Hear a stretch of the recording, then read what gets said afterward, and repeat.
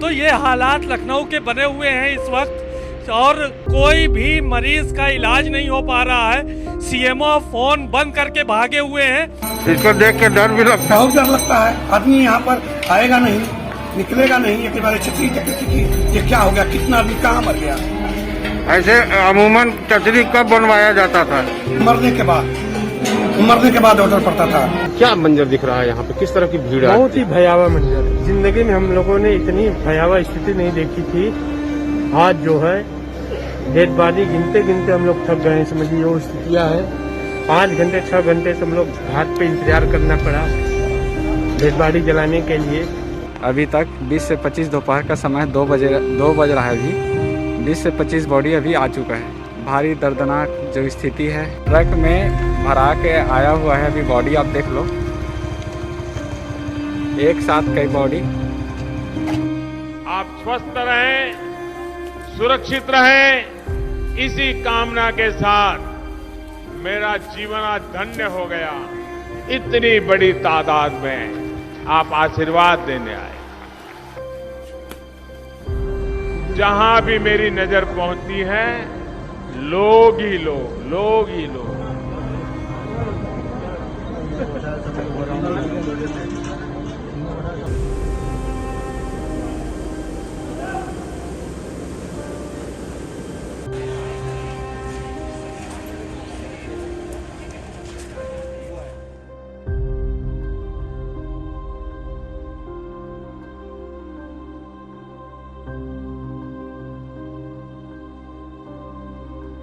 नमस्कार, the wire में आपका स्वागत है। मैं हूं आरफा खानम शेरवानी। मैं जानती हूं आप सब बहुत परेशान हैं, मैं भी परेशान हूं, और उम्मीद मैं ये करती हूं कि आप अपना ख्याल रख रहे हैं।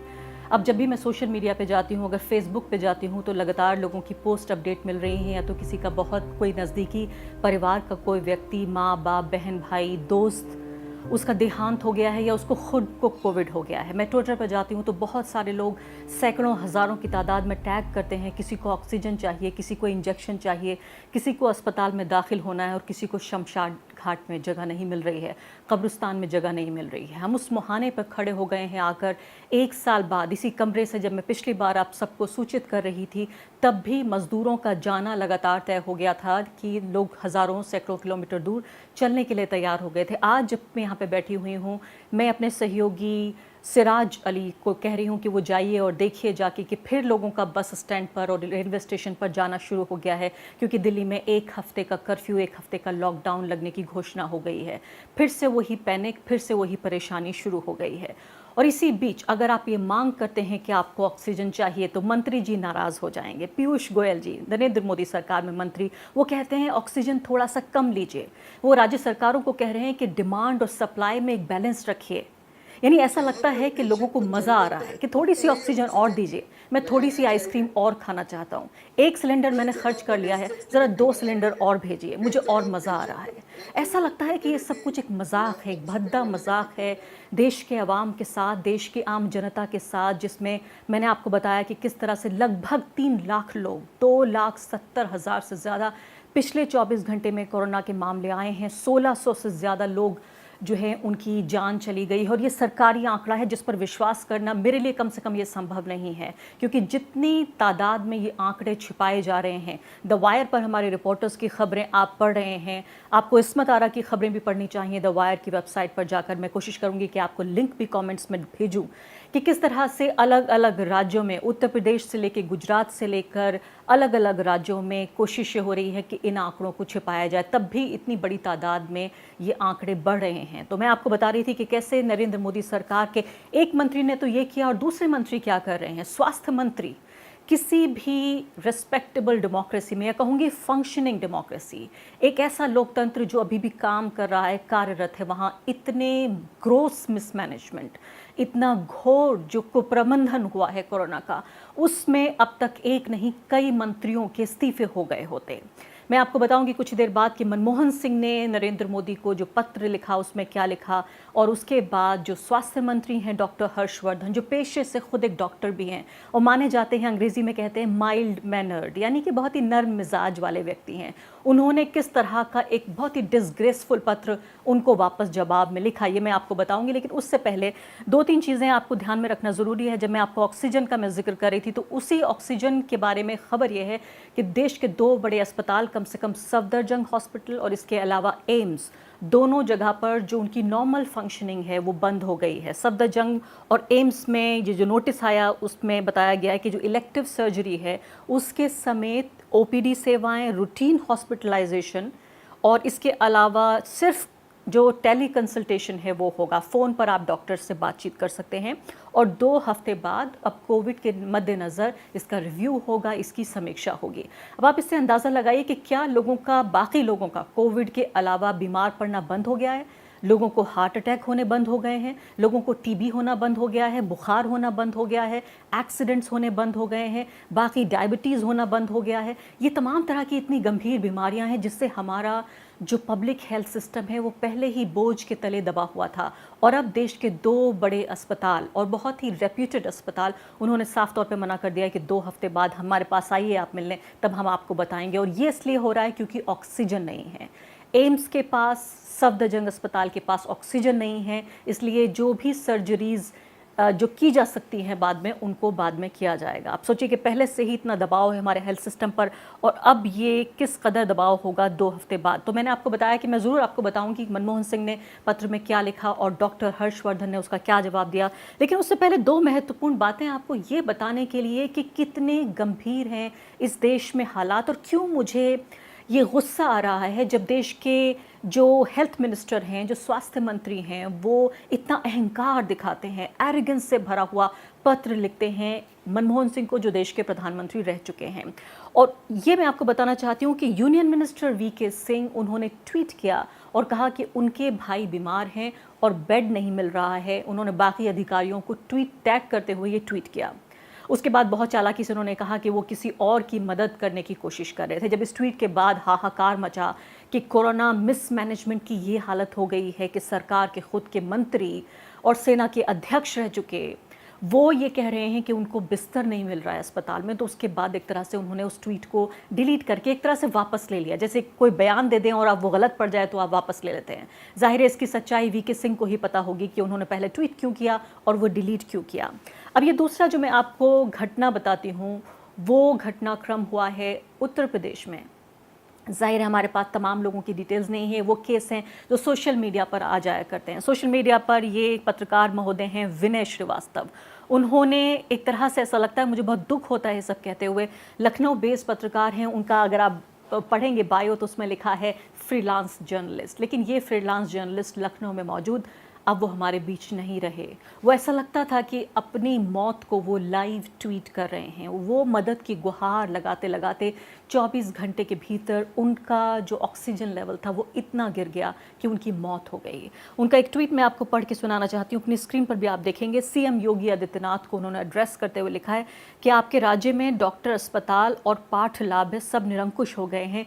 मैं 65 वर्ष का व्यक्ति हूँ और मुझे और भी बीमारियां हैं जिसकी वजह से मेरी ऑक्सीजन घट के 52 हो गई है, और कोई भी हॉस्पिटल या लैब फ़ोन नहीं उठा रहे हैं। उसके कुछ देर बाद, कुछ घंटों बाद उनका ट्वीट आता है कि मैं कब तक जो है वो बर्दाश्त करूं, अब मेरा ऑक्सीजन लेवल घटकर 50 से भी कम हो गया है और गार्ड्स मुझे हॉस्पिटल में घुसने नहीं दे रहे हैं। उसके बाद वो कहते हैं कि मेरा ऑक्सीजन लेवल अब 30 हो गया है, और उसके बाद फिर उनकी आवाज़ बंद हो जाती है।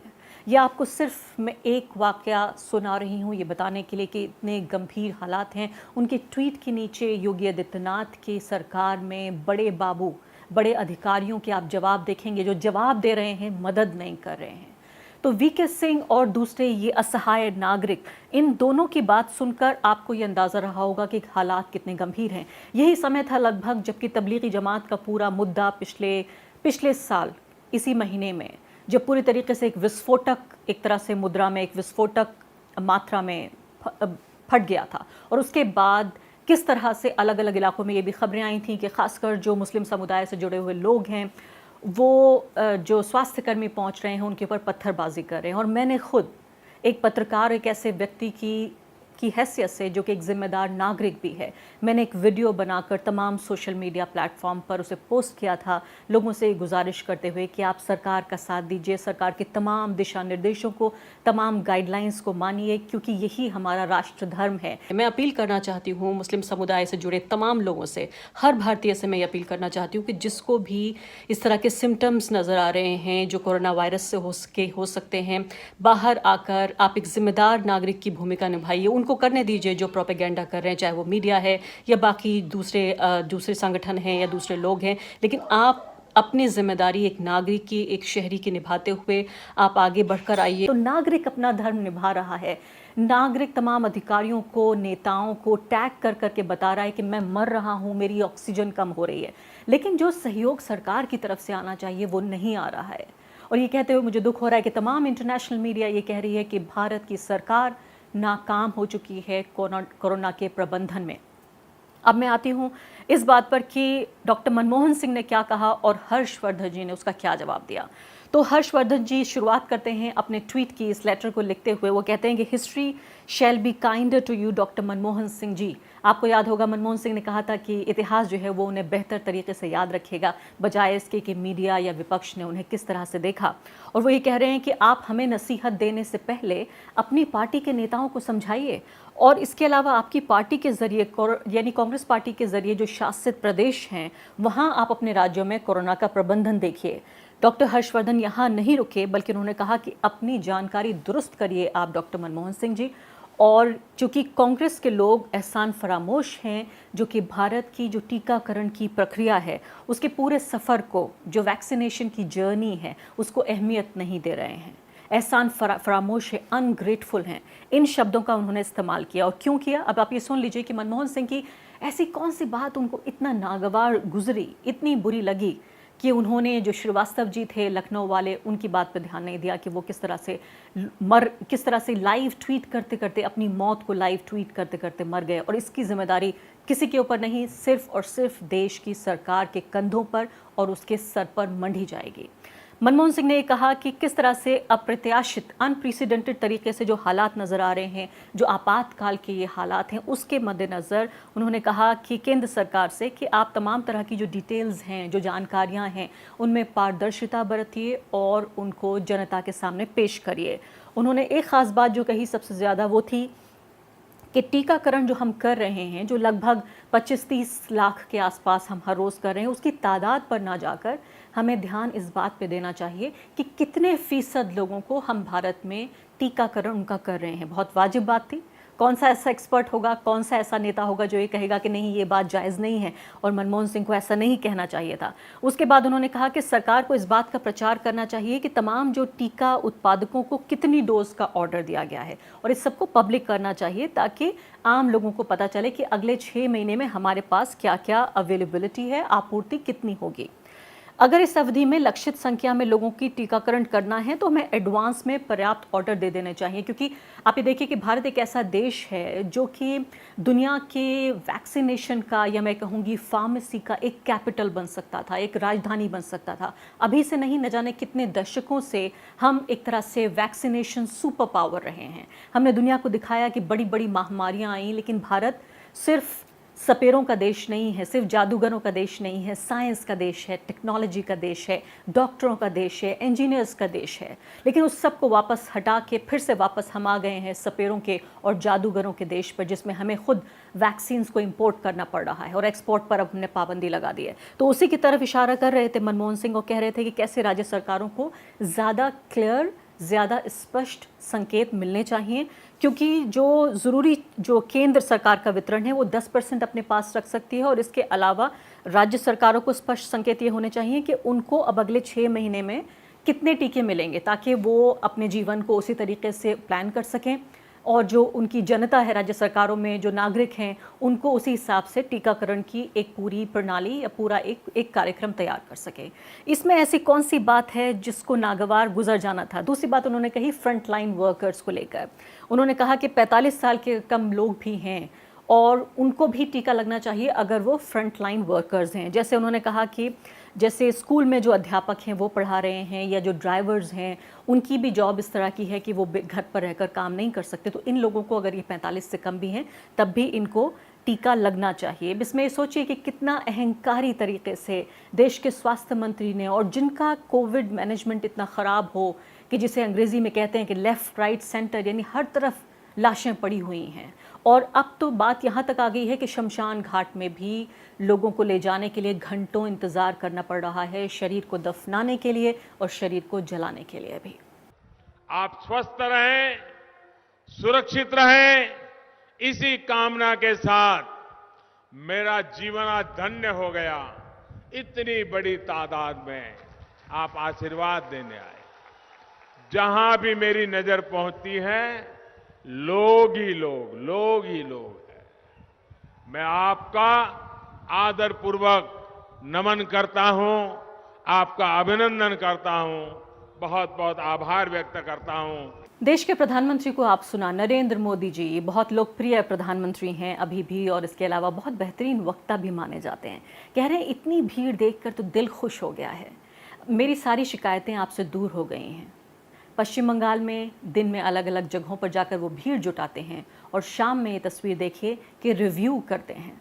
शाम में जो कोरोना के तमाम हालात बिगड़ रहे हैं उन पर बैठकर चर्चा करते हैं मंत्रियों के साथ, बाबुओं के साथ। आप इस पूरी विडंबना को देखिए कि देश का सबसे बड़ा नेता जिसके ऊपर भार है 140 करोड़ लोगों के स्वास्थ्य का, जीवन का, रोजगार का, वो सिर्फ और सिर्फ भाजपा के एक नेता के तौर पर एक राज्य के चुनाव में कितना दम झोंक रहा है, कितनी जान झोंक रहा है। और उसके बाद इन दोनों बयानों की आप एक तरह से विडंबना देखिए और इसमें कॉन्ट्रडिक्शन देखिए कि कैसे राज्य में दिन के समय जाके पश्चिम बंगाल में वो भीड़ जुटाते हैं, उससे कोरोना फैलता है। जाहिर सी बात है, इसमें कोई ऐसी बात नहीं है कि ये एक साइंस है कि अगर आप भीड़ में लोग जमा होंगे वहाँ पर, उनसे आप ये उम्मीद नहीं कर सकते कि इस गर्मी के मौसम में तमाम लोग मास्क पहने होंगे। और हमने तमाम नेताओं की रैलियों में देखा है, सिर्फ उन्हीं की बात नहीं है कि ज़्यादातर लोग मास्क नहीं पहने होते हैं। और उसके बाद इस बात को लेकर बाकायदा एविडेंस है हमारे पास कि चाहे वो कुंभ का स्नान रहा हो, चाहे वो ये इलेक्शन की रैलीज रही हों, जहाँ जहाँ भीड़ जमा होती है, चाहे शादियों के फंक्शन रहे हों, वहाँ कोरोना के मरीजों की तादाद बढ़ जाती है क्योंकि संक्रमण बढ़ जाता है, इन्फेक्शन बढ़ जाता है। तो आपने देखा कि देश के प्रधानमंत्री किस तरह से, अंग्रेजी में कहते हैं लीडिंग बाय एग्जाम्पल, तो किस तरह से खुद ये नेतृत्व कर रहे हैं लोगों का, ये आप देखें। दूसरी तरफ हम देख रहे हैं कि विपक्ष जो है वो कम से कम, एक शुक्र की बात यह है कि वो अपनी भूमिका निभा रहा है। राहुल गांधी ने ऐलान किया इस बात का कि तमाम जो पब्लिक मीटिंग्स हैं उनकी चुनाव को लेकर वो तमाम रद्द कर रही है कांग्रेस पार्टी। उसके बाद तृणमूल कांग्रेस ने भी उसको फॉलो किया। बीजेपी का हमें इंतज़ार है कि वो इस बात को कहेंगे या नहीं कहेंगे, लेकिन ये आप वीडियो ज़रूर देख लीजिए। ये एक्स मेयर हैं आलोक शर्मा, मध्य प्रदेश में, भोपाल का ये वीडियो है। मुक्ति वाहन नाम से ये गाड़ियाँ इन्होंने चलाई हैं और इसका आप देखिए कि सोशल मीडिया पे इन्होंने बाकायदा इसको समारोह बनाया, एक सेलिब्रेशन बनाया। लोगों की मौत का जो तांडव है उसको भी उत्साह, उसको भी उत्सव बना देते हैं लोग। आप ये देखिए कितने बेशर्म तरीके से ये सोशल मीडिया पर पोस्ट कर रहे हैं। बाकायदा पहले उन्होंने उतारा ड्राइवर को, उसको पूरा यूनिफॉर्म पहनाया और उसके बाद बताया कि कैसे ये जो मुक्ति वाहन है ये लोगों की मदद करेगा उन्हें परलोक तक पहुंचाने के लिए, उनकी बाकायदा मुक्ति हो जाएगी।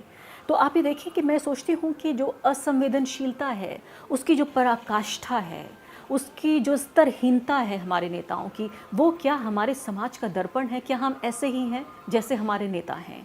क्या हम ऐसे ही लोगों को चुनते हैं क्योंकि हम ऐसे हैं?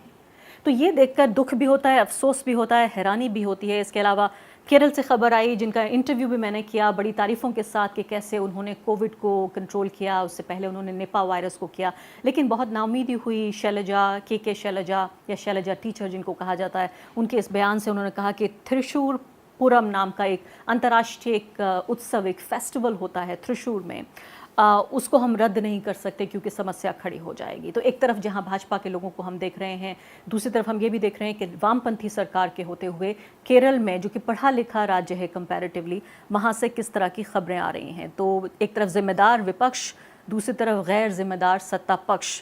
तो तमाम तरह से जो एक भारतीय नागरिक का जो एक बेसहारा चेहरा है वो सामने आ रहा है कि सब आपको करना है, सारी जिम्मेदारी आपके ऊपर है, सरकार आपका ख्याल नहीं रखेगी, पूरा सिस्टम जिसे हम कहते हैं वो कोलैप्स हो चुका है। यानी वो लोग नहीं जिनके पास पैसा नहीं है, बल्कि जिनके पास पैसा है, जो देश की राजधानी में रहते हैं, बड़े बड़े शहरों में रहते हैं, दिल्ली, मुंबई, कोलकाता, बेंगलोर में मेरे एक पत्रकार साथी ने बताया कि वहाँ भी जिसको अगर कंपैरेटिवली हम देखें तो काफ़ी बेहतर इंफ्रास्ट्रक्चर है, क्योंकि जाहिर है डेवलप्ड माना जाता है वो स्टेट भी और वो शहर भी अपने आप में। उसके बावजूद भी लोगों को अस्पताल में बिस्तर नहीं मिल रहे हैं, ऑक्सीजन नहीं मिल रही है, इंजेक्शन नहीं मिल रहे हैं, दवाइयाँ नहीं मिल रही हैं। आप सभी लोग अपना बहुत बहुत ख्याल रखिए। सरकारें अपनी जिम्मेदारी निभाएं ना निभाएं, आप अपना नागरिक होने का फ़र्ज़ ज़रूर निभाइए, ये आपकी जिम्मेदारी है। देश का संविधान आपको ये कहता है कि साइंटिफिक टेम्परामेंट अपनाना चाहिए, साइंस को कम से कम आज के दिन समझे जाने की ज़रूरत है। मेरी तमाम शुभकामनाएं आप सबके साथ हैं। द वायर के और वीडियोस देखने के लिए सब्सक्राइब करें और बेल आइकन पर क्लिक करें। स्वतंत्र पत्रकारिता की आर्थिक मदद करने के लिए डिस्क्रिप्शन में दिए गए लिंक पर जाएं और अपनी राशि चुनें।